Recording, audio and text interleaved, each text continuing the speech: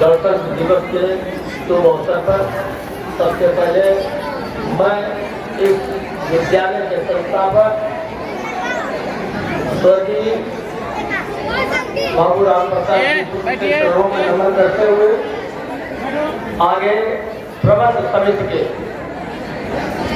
आदरणीय पूज्य हमारे गाँव स्वरूप आदरणीय लक्ष्मी सिंह जी गौर और इस प्रबंध समिति में उपाध्यक्ष आदरणीय राजा राम जी यादव जो चर्चा दिए थे और इस प्रबंध समिति के वरिष्ठ उपाध्यक्ष शैलेंद्र सिंह राजावत और प्रबंध समिति के सहायक हमारे बड़े भाई गौर और इस विद्यालय की दानाध्यापक जो हमारी भतीजी भी है उनके चाचा है वो शालिनी सिंह और हमारे वाले को इतना जरूर चाहूंगा कि ये विद्यालय कानपुर देहात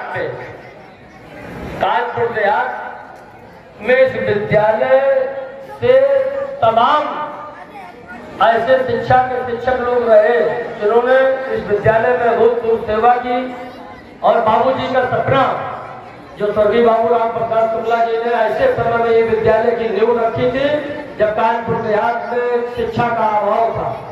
उन्होंने अपने जीवन का सब इस कानपुर देहात की धरती को और हमारे रूड़ा के लिए गौरव का मार्ग बना। आज तो रूड़ा बहुत विकास के पथ पर है, लेकिन उस समय रूड़ा की स्थिति जो थी उसमें बाबूजी का बहुत सहयोग रहा और बाबूजी की आत्मा जैसा कि बुजुर्ग लोग कहते हैं कि विद्यालय के आसपास ही रहती है। तो मेरा तो शिक्षकों से यही निवेदन है कि वो जैसे अपने बच्चे के लिए शिक्षा का मार्ग बनाते हैं, अपने बच्चे को पढ़ाई लिखाई के माध्यम से उच्च स्थान पर ले जाने की व्यवस्था भावना मन में रखते हैं, तो इस विद्यालय परिवार में आए हुए सभी बच्चों के लिए उन लोगों को ये अपने मन में भाव रखना चाहिए कि मेरे ही बच्चे हैं ये। और इस विद्यालय से पीसीएस तक लोग पहुंचे हैं, पीसीएस की डिग्री तक पहुंचे।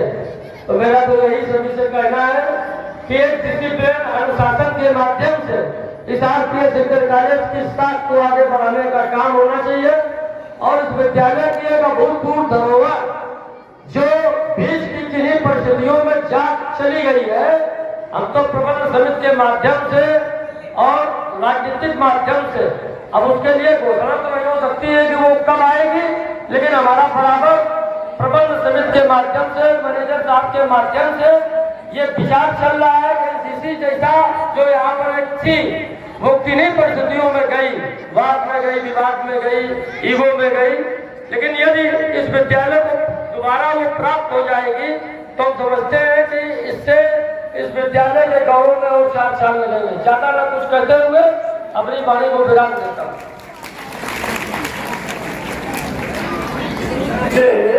विद्यालय पढ़ने आते हैं, आज आप आए और आपने इस गणतंत्र दिवस महोत्सव में हिस्सा लिया, आप लोगों को विशेष बधाई। हमारे बच्चों, हमारे छात्र छात्राओं को विशेष बधाई।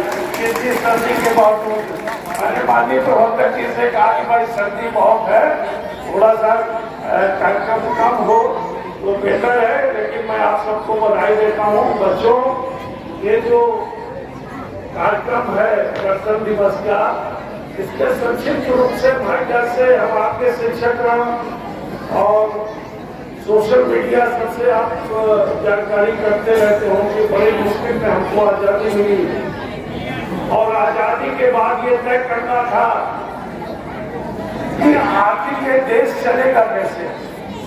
इस देश में जैसे अभी बता रहे थे आपके संचालक शिक्षक महोदय की विविधताएं हैं, थोड़े समय बाद 50 किलोमीटर भाषा बदल जाती है, संस्कृति बदल जाते हैं, परिवेश बदल जाता है।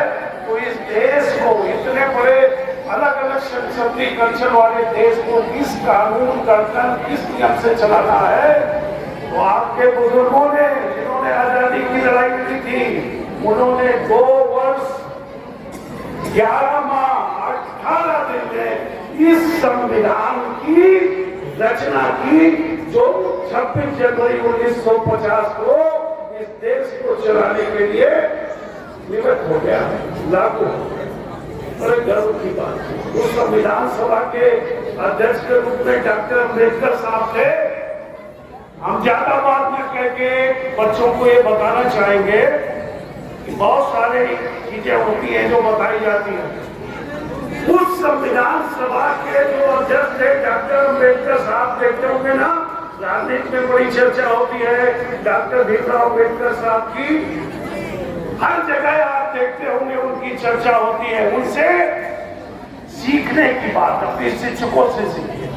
शायद कोई छात्र बैठे होंगे तो शायद आपने जीवनी डॉक्टर अम्बेडकर साहब की पढ़ी होगी, तो आप देखना अपने शिक्षकों से पूछिए, या नहीं पढ़ा है तो सर्च करिए कि डॉक्टर अम्बेडकर साहब ने अपने जीवन में कहा कि मैंने 3 लोगों से सीखा। तपती हुई जमीन पर जलधार बांटते हैं, तपती हुई जमीन पर जलधार बांटते हैं, पतझड़ के रास्तों में बाहर बांटते हैं। जिंदगी आग का दरिया जीना है बहुत मुश्किल, जिंदगी आग का दरिया जीना है बहुत मुश्किल। और नफरत के दौर में भी सर प्यार बांटते हैं, नफरत के दौर में भी सर प्यार बांटते हैं।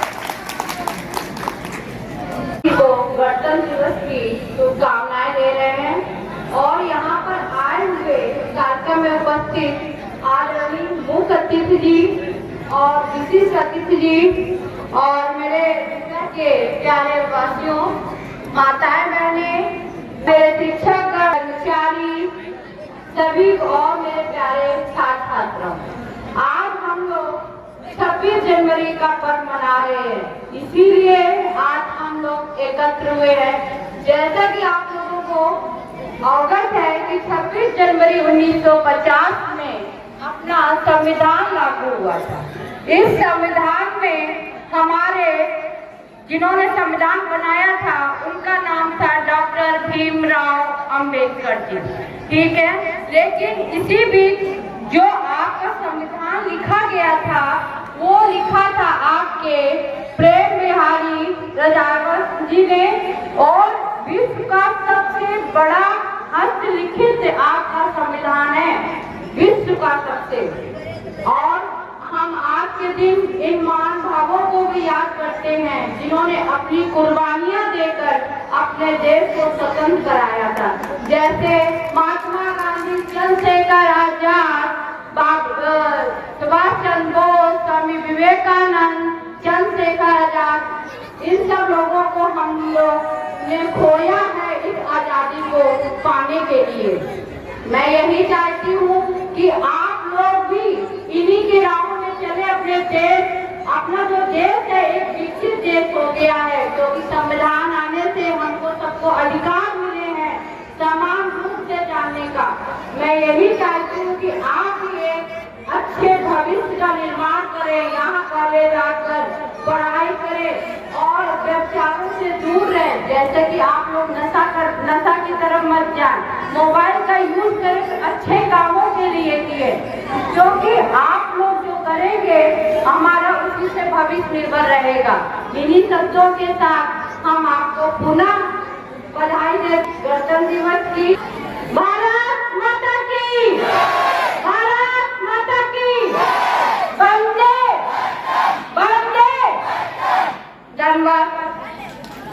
हमारे साथीगण, स्वतंत्र समिति के पदाधिकारी और सदस्य, अन्य अतिथिगण, बच्चों और सम्मानित अध्यापक और अन्य कर्मचारी, आज हम लोग संविधान के अनुसार आज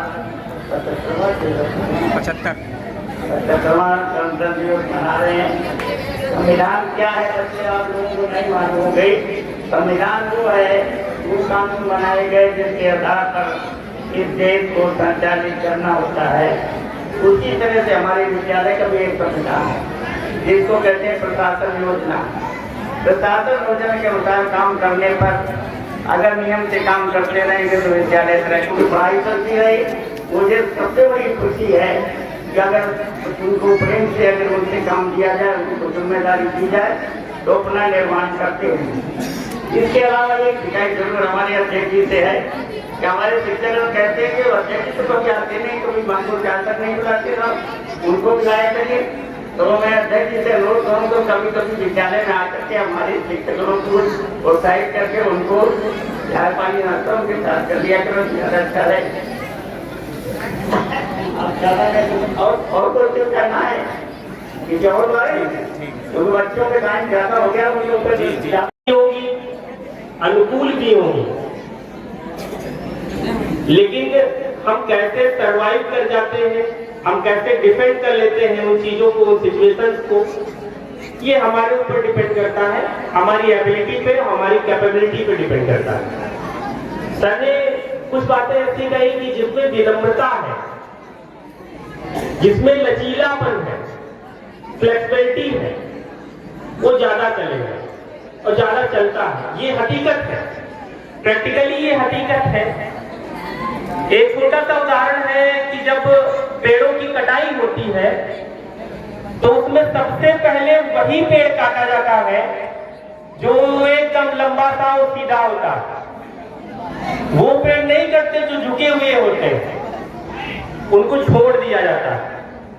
यानी कि फ्लेक्सिबिलिटी अगर है, झुकाव है, तो आप भी कहीं ना कहीं छोड़े जाएंगे, और यदि आप भी सीधे हैं तो शायद आप के भी वो विपत्तियां, वो स्थितियां आ सकती हैं। ईश्वर मानने से है, ईश्वर ना मानने से नहीं है। मानने से वो गंगा जल है और ना मानने से मात्र पानी है।